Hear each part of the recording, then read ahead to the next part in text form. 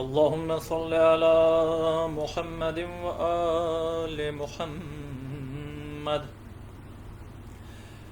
اعوذ باللہ من الشیطان الرجیم. بسم اللہ الرحمن الرحیم. الحمد للہ الذی هدانا لهذا وما كنا لنهتدي لولا ان هدانا الله لقد جاءت رسل ربنا بالحق ثم الصلاة والسلام والتحية والإكرام على النبي الأمي المكي القرشي البتهي الابتحامي مولانا ومولى الثقلين جد الحسن والحسين أبي القاسم محمد وآلہ الطیبین الطاہرین المعصومین المظلومین المنتجبین المنتخبین. اما بعد فقد قال سبحانہ وتعالی فی کتابہ المجید وقولہ الحق. بسم اللہ الرحمن الرحیم. وما خلقت الجن والانس الا ليعبدون.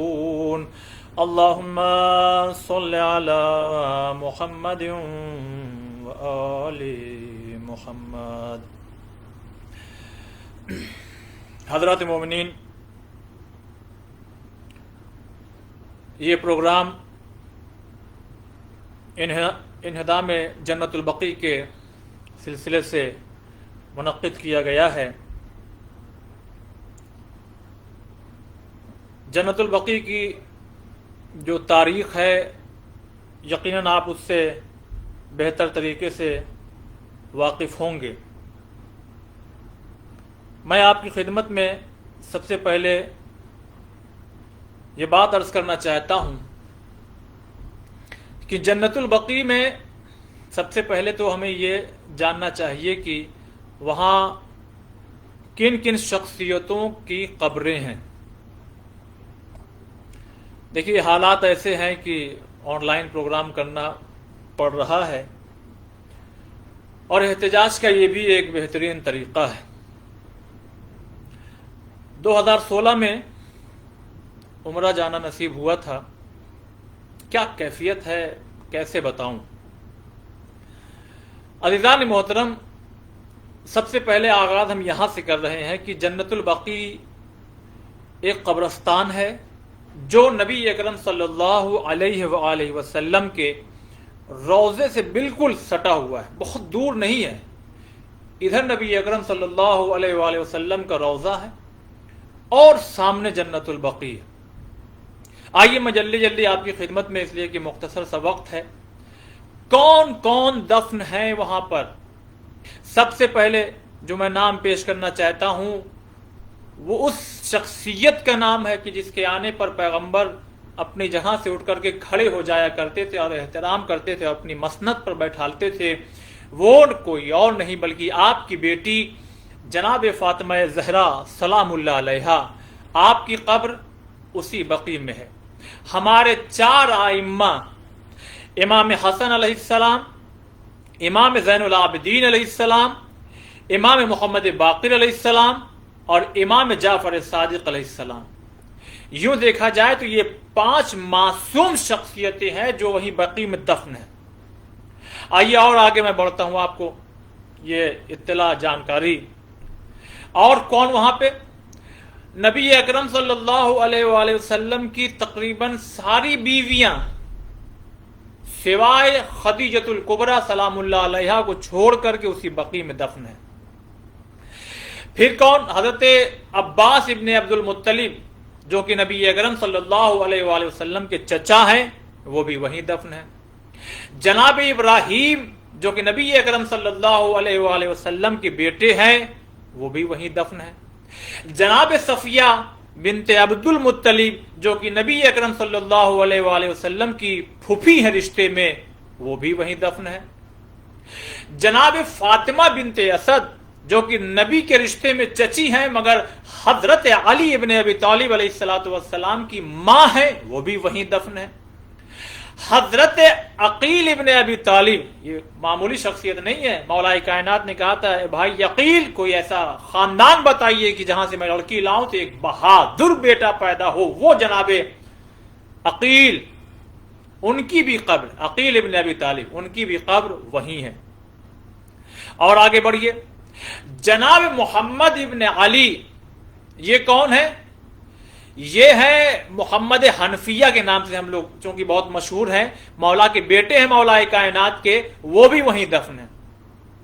ایک عظیم شخصیت جنہیں ہم اس نام سے جانتے ہیں، جناب ام البنین سلام اللہ علیہا، 4 بیٹوں کی ماں، حضرت عباس اور ان کے بھائی جو کربلا میں شہید ہو گئے، ان کی ماں جناب ام البنین، ان کی قبر بھی اسی بقیع میں ہے۔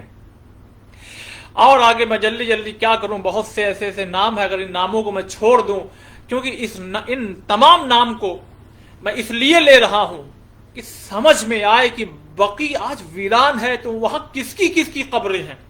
اور آگے دیکھیے، جناب اسماعیل جو کہ امام جعفر صادق علیہ السلام کے بیٹے ہیں، ان کی بھی قبر وہیں ہے۔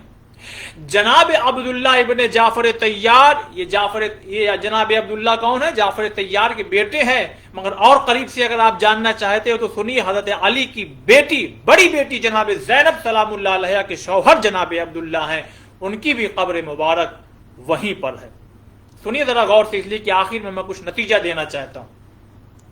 ہمارے اہل سنت بھائی، ان کے 4 امام، اور ان میں سے ایک امام مالک جو مالکی فرقہ ہے، امام مالک جو اہل سنت کے بہت بڑے عالم ہیں اور اہل سنت انہیں اپنا امام مانتے ہیں، یعنی جو 4 ان کے امام ہیں، ان کی بھی قبر وہیں پر ہے۔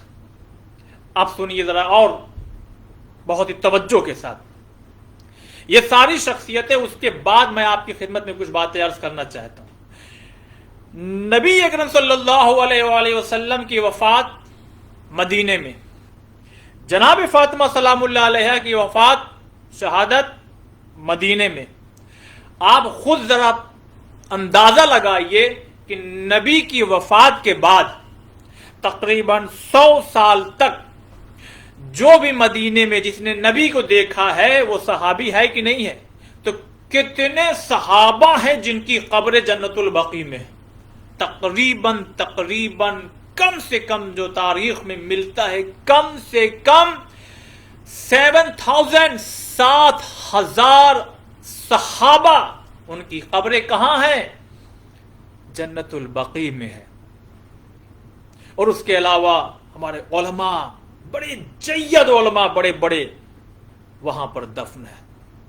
لیکن عزیزان محترم، جنت البقیع پہ جو حملہ ہوا ہے وہ 1344 ہجری کو، 8 شوال جو کہ کل کی تاریخ ہے، آج سب لگ چکی ہے، 1344 ہجری میں ملعون عبد العزیز بن سعود لعنت اللہ علیہ کے ذریعے۔ لیکن میں آپ کی خدمت میں اب ذرا تاریخ کے حوالے سے کچھ باتیں عرض کرنا چاہتا ہوں۔ تاریخ کے حوالے سے انہدام جنت البقیع جو ہوا ہے وہ 1344، اپنے ذہن میں ذرا یہ بات رکھیے گا، کب؟ 1344 میں۔ مگر یہ ایک بیگ نہیں ہو گیا کہ لوگ اٹھے اور اٹھنے کے بعد مدینے میں آئے اور انہوں نے آ کر کے حملہ کر دیا، اور حملہ کرنے کے بعد جنت البقیع کو مسمار کر دیا، شہید کر دیا۔ نہیں، یہ بہت بڑی پلاننگ تھی، بہت پہلے سے سب پلان ہوا تھا۔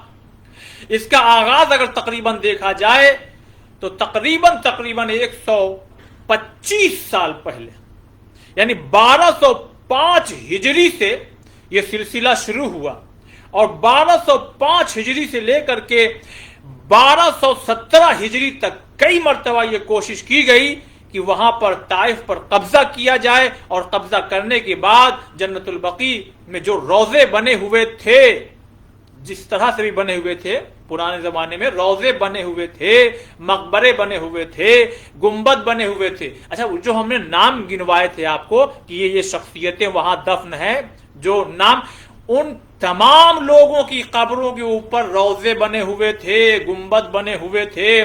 زائرین وہاں جا کر کے عقیدت سے اپنی پیشانی کو جھکاتے تھے، احترام، وہاں عبادت کرتے تھے، وہاں بیٹھتے تھے، درود و سلام، یہ ساری چیزیں میں نے اسی لیے وہ نام گنوائے کہ وہاں پہ روضے بنے ہوئے تھے۔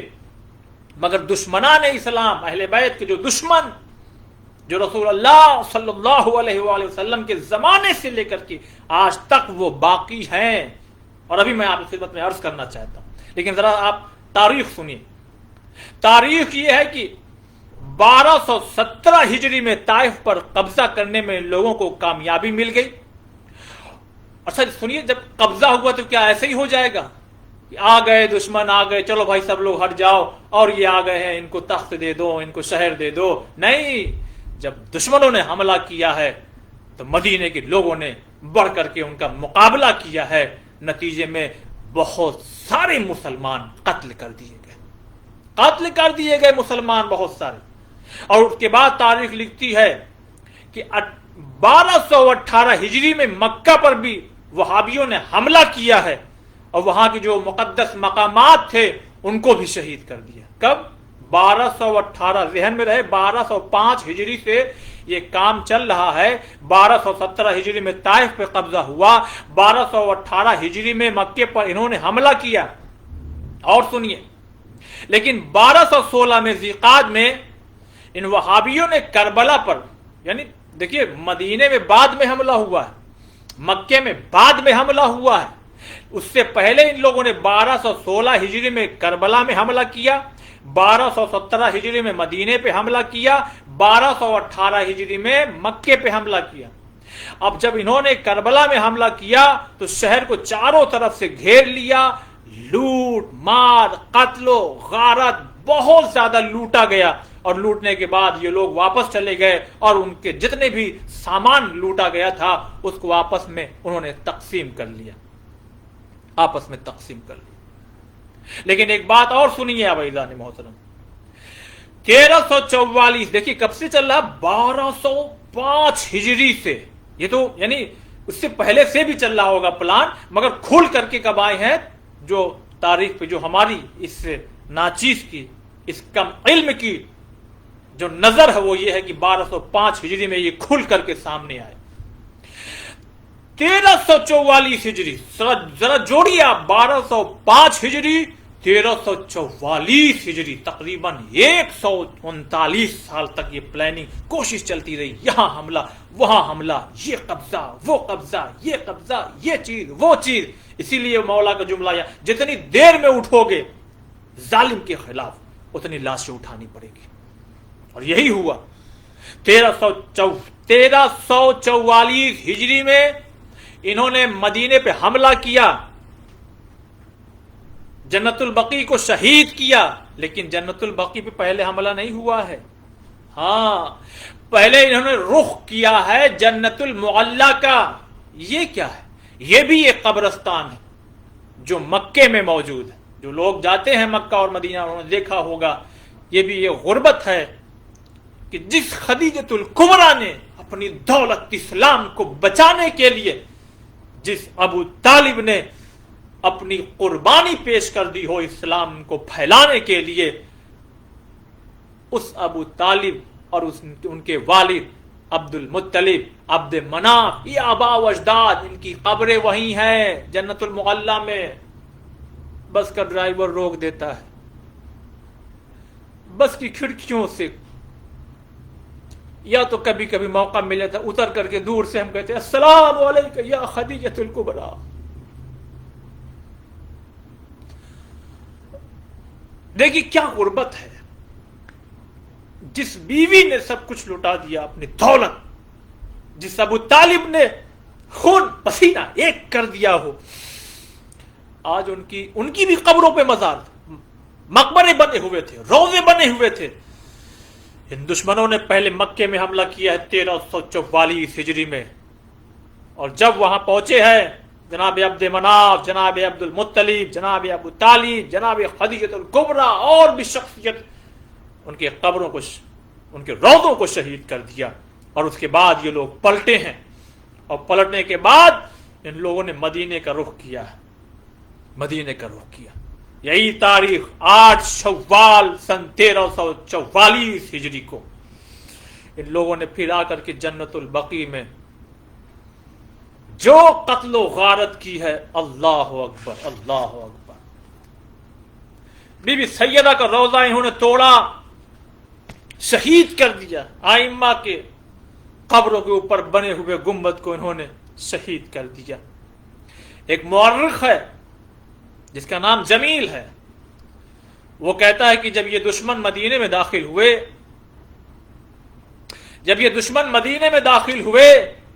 जब जन्नतुल बकी पे हमला किया है, तो उसके बाद ये शहर का रुख करते हैं, और शहर का रुख करने के बाद इन्होंने घरों में जाकर के लोगों को मारा है, और दिल फट जा रहा है ये पढ़ने के बाद कि जो बच्चे माओ के सीने से लिपटे हुए अपनी ग़िज़ा ले रहे थे, माओ के सीने पर भी उन्हीं बच्चों को रख करके उनके सरोतन में जुदाई कर डाली गई। ये है दुश्मनी, ये है दुश्मन का किरदार। और फिर उसके बाद जब घरों में कत्ल गारत किया, तो उसके बाद उन्होंने जन्नतुल बकी, और उसके बाद उन्होंने मस्जिदों का रुख किया। मस्जिद में पहुंचे, जब मस्जिद में पहुंचे, जो रुकू में था उनको वहीं शहीद किया, रुकू की हालत में। जो कयाम में था उन पर कयाम में हमला हो गया, जो सजदे की हालत में था उन पर सजदे में हमला हो गया। चारों तरफ कत्ल गारत, खून, शहादत, चारों तरफ एक अजीब माहौल था, एक अजीब कैफियत थी वहां पर। हत्ता कि कुरान मजीद, जो मस्जिदों में, भाई मस्जिद में कौन सी किताब होगी? कुरान ही तो होगी, तारीख की किताब ही तो होंगी, आयात होंगी। ये अपने आप को मुसलमान कह रहे थे उस दौर के लोग, जिन्होंने मदीने के बिके हुए उलमा से फतवे मंगवाए थे, और जन्नतुल बकी को शहीद किया, मस्जिदों का रुख किया, कुरान मजीद, कुरान की आयात, हत्ता कि सही बुखारी भी लिखा कि कुछ नुस्खे, सही मुस्लिम के कुछ नुस्खे की जिसमें कुरान की आयात थी। यही जो रावी हैं जमील, यही फरमा रहे हैं कि इन लोगों ने रोड पे, गलियों में बिखेर दिया, फेंक दिया उठा के बाहर, और पैरों से रौंदते हुए चले गए। कैसे मुसलमान हो सकते? ये मुसलमान नहीं, बल्कि मुसलमान का ड्रेस पहन करके ये वो दुश्मन हैं जो हमेशा इस्लाम को नुकसान पहुंचा रहे हैं, पहुंचाते रहेंगे। कभी ड्रेस पे ना जाइएगा, कभी लोगों के जबान पे ना जाइएगा, पता नहीं कौन कब क्या हो जाए, कब किधर का आदमी है। नहीं नहीं नहीं, ड्रेस पे बिल्कुल नहीं जाइएगा। फैज़ान मोहतरम, अभी तक तो आपकी खिदमत में हमने तारीख बयान की, और हमारा फरीजा है हर साल जब तक जन्नतुल बकी की तामीर नहीं हो जाती, हम हर साल प्रोटेस्ट करें, एहतजाज करें। 18 मिनट की गुफ्तगू हो गई, जरा 2-4 मिनट और अब बड़ी तवज्जो से सुनिए। ये बातें तारीख में थी जो आप देख सकते हैं। हम हर साल प्रोटेस्ट कर रहे हैं, हम हर साल एहतजाज कर रहे हैं, और करते रहेंगे, करते रहेंगे। कब तक? जब तक जन्नतुल बकी ना तामीर हो जाए। मगर अज़ीज़ान मोहतरम, एक जुमला अर्ज करना चाहता हूं। नारा लगाने से, बैनर बनवाने से, स्टेज पर खुतबा को बुला के तकरीर करने से जन्नतुल बकी बन जाएगी? जवाब क्या आएगा? क्या आएगा जवाब?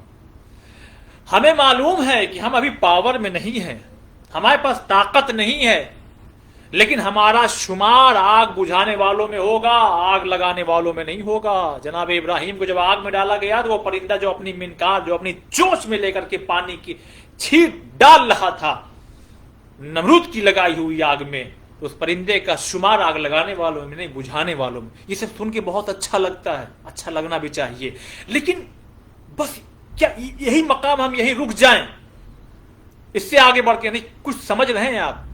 हमें ये सारे एहतजाज करना जरूरी है। आपको एक मैं मिसाल देता हूं। पहले जमाने में जब चोर को चोरी करना होता था तो वो बस्ती में आता था और दूर से कंकड़, छोटा सा पत्थर फेंकता था। किसी घर में अगर चोरी करना हो तो उस घर में कंकड़ और पत्थर फेंका जाता था। अगर घर से किसी के चिल्लाने की आवाज नहीं आई, कौन है, किसने पत्थर फेंका, कौन बाहर है, तो ये भाग जाते थे।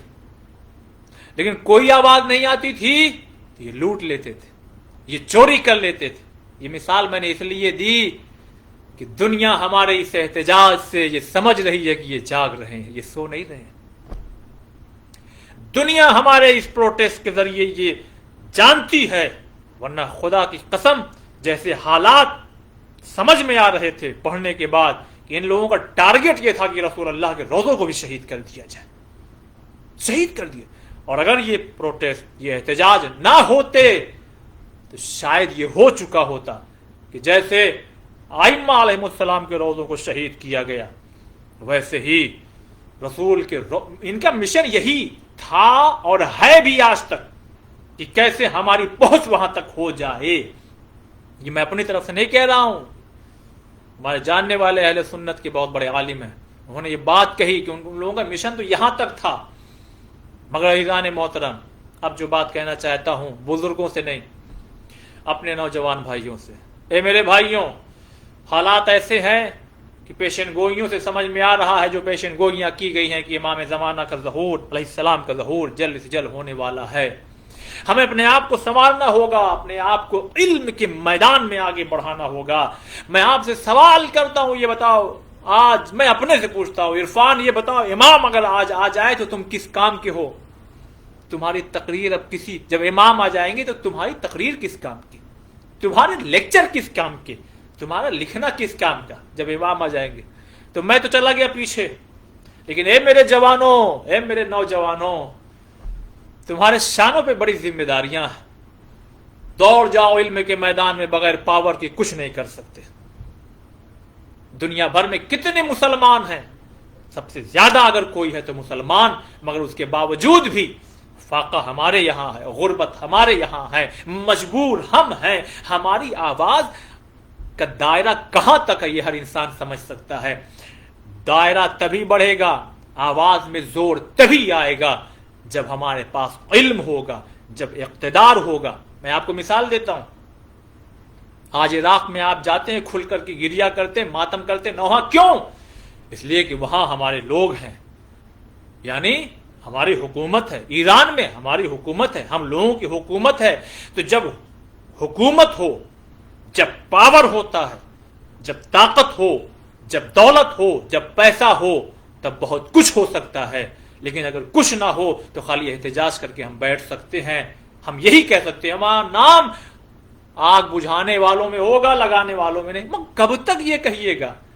کہتے رہیے. دیکھیے غلط میسج نہ جائے، کہتے رہیے، مگر اسی کے ساتھ ساتھ علمی میدان میں ہمیں اتنا آگے بڑھنا پڑے گا کہ اگر ہم آواز اٹھائیں اپنے کسی بھی ملک سے، ہندوستان ہو، پاکستان ہو، بنگلہ دیش ہو، جہاں بھی آپ ہوں، جاپان ہو، جو بھی ملک ہو، وہاں اگر کوئی بندہ اٹھ کر کے آواز اٹھائے اپنی، تو وہ آواز وہاں کی سرکار تک جائے، اور وہ سرکار پھر اس پر پریشر ڈالے کہ بھائی یہ ہے مسلمانوں کا اتنی بڑی مقدس چیز کو شہید کر دیا گیا، اس کی تعمیر ہونا چاہیے.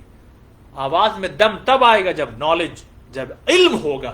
بغیر اس کے کوئی کام ہونے والا نہیں ہے. تو ہمیں احتجاج اس لیے بھی کرنا ہے کہ کہیں یہ چور، یہ ڈاکو، یہ اچکے لوگ یہ نہ سمجھے کہ ہم سو رہے ہیں اور ہم کو لوٹ لیا جائے. جی نہیں، ہر دور میں ہم جاگتے رہے ہیں، ہم نے قربانیاں دی ہیں، ہمارے لہو بہے ہیں، ہم لوگ شہید ہوئے ہیں. ہم موت سے ڈرتے نہیں ہیں. مگر اپنے جوانوں سے پھر سے گزارش کر رہا ہوں، پڑھ جاؤ، لکھ جاؤ، ٹاپ کرو. اس علی کے ماننے والے ہو جو کہتا تھا جو پوچھنا ہے پوچھ لو. تو تمہیں بھی ایسا ہونا چاہیے کہ کھڑے ہو کر کے کہو، اے لوگوں جو دیگر مذاہب کے لوگ، آؤ ہم سے پوچھو، ہم تم کو بتاتے ہیں. ہمارے پاس اتنی ٹیکنالوجی ہے، اتنا نالج ہے. کیونکہ امام کا ظہور ہو گیا تو امام فقط معجزے سے نہیں جنگ لڑی جاتی. جو حالات اس زمانے کے ہوں گے، جو آلات ہوں گے، جو ٹیکنالوجی ہوگی، اس کا استعمال کیا جائے گا. تو سب سے پہلے تو ہم پیچھے ہو گئے. ہماری تقریر کا کوئی شاید کام نہ آئے، ہمارے لکھنے کا کوئی کام نہ آئے. اس زمانے میں جو ٹیکنالوجی ہوگی، جو سائنٹسٹ ہوں گے، جو علماء ہوں گے، جید علماء، جو ہر فیلڈ کے ماہر لوگ ہوں گے، ان کو بلایا جائے گا. تو کہیں ایسا نہ ہو کہ جب بلایا جائے تو ہماری قوم کا سر جھکا ہوا ہو اور امام بلا رہے ہوں. کوئی ہے، کوئی ہے، کوئی ہے. وہ کربلا کی آواز، کہیں ایسا نہ ہو کہ ہمارا زمانے کا امام بھی آواز دے. کوئی ہے جو اس فیلڈ کا ماہر ہو تو ہماری قوم کا سر جھکا ہوا ہو. اے نوجوانوں، آج سے یہ ٹھانو کہ اس احتجاج کے ساتھ ساتھ ہم اب یہ کوشش کریں گے، ہم جس شہر میں ہوں، جس دیش میں ہوں، جس ملک میں ہوں، ہم اتنی مضبوطی کے ساتھ پڑھائی کریں گے کہ جو بلند عہدے ہیں اس پر فائز ہو جائیں، کیونکہ جب عہدہ ملے گا تو بڑا بڑا کام ہو سکتا ہے، ورنہ پھر بڑے کام نہیں ہو سکتے ہیں۔ تو ہمیں چاہیے کہ ہم جنت البقیع کی تعمیر کی دعا کے ساتھ ساتھ عمل بھی بہت ضروری ہے۔ اس لیے آج بھی دل روتا ہے، بس میں اپنی گفتگو کو تمام کر رہا ہوں، آج بھی دل روتا ہے سن 2016 کا وہ منظر کہ جب کھڑے ہوئے انتظار کر رہے تھے، حسین کی ماں کی لحد پہ جانے کے لیے دروازے بند ہیں، ابھی کھلنے والے ہیں، ابھی کھلنے والے ہیں۔ مولا حسن کی قبر کو ذرا دیکھ لیں، دروازہ بند ہے۔ امام زین العابدین کی قبر کو دیکھ لیں، دروازہ بند ہے، ابھی کھلنے والا، ابھی کھلنے والا۔ مگر عزادارو، دروازہ تو کھلا، مگر آج بھی سپاہی وہاں اپنے ہاتھوں میں ہنٹر لیے ہوئے یا ڈنڈا لیے ہوئے، ایسی چیزوں کو لیے ہوئے، میں یہ جملہ کہنے پہ مجبور ہوں کہ جیسے جانوروں کو بھگایا جاتا، ہٹ جاؤ یہاں سے، چلو بھاگو یہاں سے، ہٹو، دور ہٹو، فاتحہ نہیں، سلام نہیں، دعا نہیں، نماز نہیں، کچھ نہیں۔ آج رسول اللہ بھی تڑپ کے روتے ہوں گے، ہائے یہ ڈوبتا ہوا سورج، یہ رسول کے روضے کی پرچھائیاں، قبر بطول آج بھی بے سایہ۔ اے شہر مدینہ، تیرے گلیوں میں ابھی تک ہم بنت پیمبر کی لہر ڈھونڈ رہے ہیں۔ عزادار مظلوم، آج بھی وہ روضہ ویران ہے۔ دعا کرتے ہیں پروردگارا، پروردگارا، ان بھیگی ہوئی آنکھوں کے ساتھ دعا کرتے میرے مالک، جلد سے جلد امام زمان علیہ السلام کا ظہور فرما کہ پھر سے جنت البقیع کی تعمیر ہو، یہ ہمیں اتنی قوت، اتنا پاور دے دے کہ ہم جلد سے جلد جنت البقیع کی تعمیر ہو اور اپنی آنکھوں سے دیکھیں۔ پروردگار تیری بارگاہ ہمیں دعا کرتے ہیں میرے خالق، میرے مالک، ہمیں جلد سے جلد مدینہ جانا بھی نصیب ہو تاکہ ہم ٹوٹی ہوئی بطول کی قبر کو سلام کر سکیں۔ پروردگارا، تمام روضہ ہے مقدسہ جو صحیح و سلامت ہے، خدایا ان کی حفاظت فرما، دشمنان اسلام کو نیز تو نابود فرما۔ پروردگارہ، اس وبا کو بی بی سیدہ کے صدقے میں، بقیع کے لوگوں کے صدقے میں، آئمہ علیہ السلام کے صدقے میں، ظالم حکومت کے ساتھ اس وبا کو جلد سے جلد اٹھا لے۔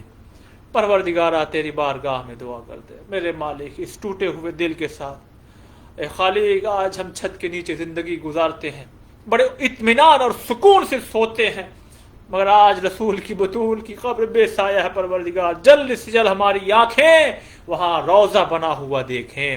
پروردگار پروردگار پروردگار، ایران اور عراق اور بھی جو ممالک ہیں جو بہت ہی دل کھول کر کے اہل بیت کے چاہنے والوں کے لیے کام کر رہے ہیں، خدایا ان کو اور ترقی عنایت فرما، انہی کے نقش قدم پہ اور اہل بیت کی سیرت پہ ہم تمام لوگوں کو زیادہ سے زیادہ چلنے کی توفیق عنایت فرما۔ جو بیمار ہیں ان کو، تمام لوگوں کو شفا یابی عنایت فرما، اور دعا کرتے ہیں میرے مالک، میرے خالق، پھر سے امام حجت امام زمان علیہ السلام کا جلد سے جلد ظہور فرما، اور ہم تمام لوگوں کو اس لائق بنا، اس قابل بنا کہ ان کے ناصروں میں، ان کے مددگاروں میں ہمارا شمار ہو سکے۔ ربنا تقبل منا انک انت السمیع العلیم۔